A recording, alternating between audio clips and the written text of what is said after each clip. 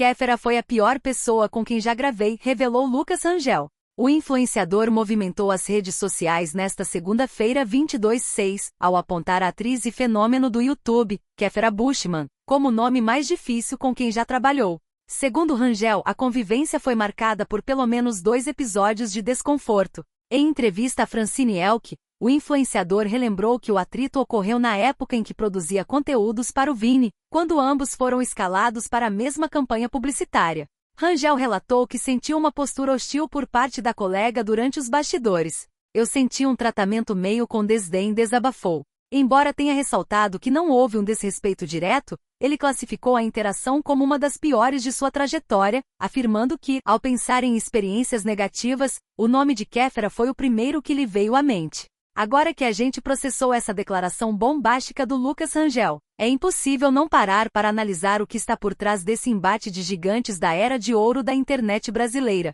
Estamos falando de 2 figuras que, querendo ou não, ajudaram a desenhar o mapa do que é o entretenimento digital no Brasil hoje. De um lado, Lucas Rangel, o mineiro de Belo Horizonte que começou sua trajetória lá atrás, na época em que o Vini ainda dominava os nossos celulares, com aqueles vídeos de 6 segundos que exigiam um timing cômico quase cirúrgico. Rangel sempre foi o mestre da edição rápida, do humor físico e da capacidade de se adaptar. Ele saiu do quarto, onde fazia vídeos caseiros com a família, e construiu um império de agenciamento e produção de conteúdo que hoje dita o ritmo de muitas campanhas publicitárias. Ele é, essencialmente, um estrategista que entende a métrica da internet como poucos. Do outro lado, temos Kéfera Bushman, a paranaense de Curitiba que para muitos da nossa geração, foi a porta de entrada para o YouTube Brasil. Kéfera não apenas criou conteúdo, ela foi um fenômeno cultural. Quando ela estourou com o canal 5 Minutos, a internet era um lugar muito mais ingênuo. Ela tinha aquela autenticidade visceral, quase explosiva, que fazia o público sentir que ela era a melhor amiga de todo mundo. Kéfera foi pioneira em transitar do YouTube para o teatro, para o cinema e para a televisão, algo que na época era visto com muito preconceito pelo establishment artístico. Ela sofreu com a transição, viveu o auge da fama na internet, enfrentou cancelamento em diversos momentos e tentou se reinventar inúmeras vezes, inclusive com uma mudança radical de estilo de vida, focando em fitness e bem-estar, o que também gerou debates intensos nas redes sociais. Quando Rangel traz essa história de bastidor lá do tempo do Vini, ele não está apenas contando uma fofoca. Ele está expondo o choque de 2 personalidades que, na época, viviam sob uma pressão gigantesca para se manterem relevantes em um mercado que estava nascendo. É importante lembrar que, naquele período, a rivalidade entre criadores de conteúdo era muito mais latente, quase como se o espaço fosse limitado e você precisasse marcar território. A trajetória do Rangel é marcada por uma ascensão meteórica e uma habilidade comercial muito apurada, enquanto a trajetória da Kéfera é marcada por altos e baixos emocionais muito expostos, uma vida que foi vivida diante das câmeras desde que ela era adolescente. O desdém que o Rangel relata talvez seja o reflexo de um ambiente onde as hierarquias ainda estavam sendo criadas. Naquela época, ser um influenciador era lidar com o ego inflado de quem, de repente, se viu como a pessoa mais famosa do Brasil, sem ter a estrutura psicológica para lidar com isso. Não é difícil imaginar que 2 figuras com personalidades fortes, ambas acostumadas a serem o centro das atenções em seus próprios canais, entrassem em colapso quando obrigadas a dividir o mesmo set de filmagem. O que me chama a atenção, e eu venho observando isso há muito tempo, é como o mundo dos influenciadores digitais é, na verdade, um ambiente extremamente solitário e competitivo, apesar de parecer uma grande festa nas redes sociais. A fala do Rangel é um lembrete de que por trás daquelas luzes de ring light e dos filtros perfeitos, existem seres humanos que muitas vezes não se bicam, que têm dias ruins e que guardam mágoas de interações que aconteceram há quase uma década. O fato de ele ter citado esse episódio agora, tantos anos depois, mostra que para ele, aquela ferida ou aquele desconforto ainda é uma referência imediata. Isso diz muito sobre o peso que esses encontros tiveram na formação profissional desses criadores. A Kéfera, ao longo dos anos, foi alvo de muitas críticas pela sua postura, algumas justas, outras fruto da misoginia que sempre perseguiu influenciadoras mulheres que ousam ter opinião própria ou ser expansivas demais.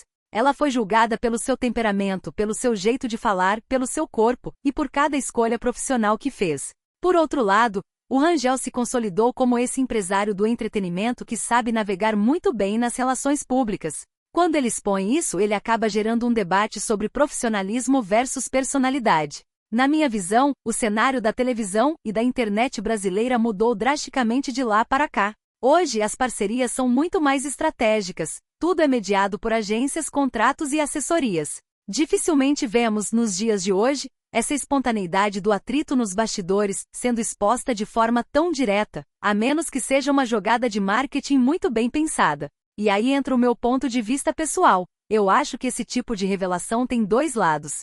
Por um lado, humaniza os influenciadores, mostra que eles não são bonecos de cera que se dão bem com todo mundo o tempo todo. Por outro lado, cria uma cultura de exposição que honestamente às vezes parece um pouco cansativa. Até que ponto vale a pena desenterrar um desentendimento de 10 anos atrás? Será que o Rangel sentiu que, ao falar isso, ele estava limpando o terreno ou apenas dando o que o público gosta de ouvir? Acredito que o momento atual da Kéfera, que tem buscado um perfil mais reservado e focado em outros projetos, contrasta fortemente com essa exposição que o Rangel trouxe à tona. É quase como se ele estivesse olhando para um espelho do passado, enquanto ela tenta olhar para o futuro. Refletindo sobre tudo isso, a gente percebe que o Brasil ainda é um país que consome muito a vida privada de quem é famoso. A gente quer saber quem brigou, quem não se gosta, quem teve o ego ferido. Isso não é exclusividade dos influenciadores, é o que acontecia com os atores das grandes novelas da década de 90 e 2000. O que mudou é a velocidade com que essa informação chega e a facilidade com que qualquer um de nós pode opinar sobre isso. Eu, particularmente, acho que tanto Kéfera quanto Rangel foram vítimas de um sistema que exigia deles uma perfeição que ninguém consegue sustentar. Eles eram muito jovens quando foram jogados no olho do furacão, sem preparo para lidar com a fama, com o dinheiro ou com as dinâmicas de poder no trabalho. Se o tratamento dela foi de desdém, talvez fosse o único mecanismo de defesa que ela encontrou na época para se sentir no controle de uma situação em que ela estava sendo moldada por marcas e produtores. E se o Rangel se sentiu assim, é legítimo que ele exponha, desde que a gente entenda que estamos olhando para um recorte, uma memória que, como qualquer memória, pode estar carregada da subjetividade de quem a viveu. No fim das contas, isso mostra que a internet é, sim, uma vitrine, mas que a cozinha dos bastidores pode ser bem menos glamourosa do que a gente imagina. É uma lição sobre como a imagem que a gente consome nas redes é apenas uma fração da realidade, e que por trás de cada follow e de cada parceria de sucesso, existem conflitos, mágoas e personalidades que por vezes, simplesmente não se conectam, e está tudo bem. O que fica para a gente é a curiosidade, o debate e a constatação de que nessa era digital, nada fica realmente esquecido.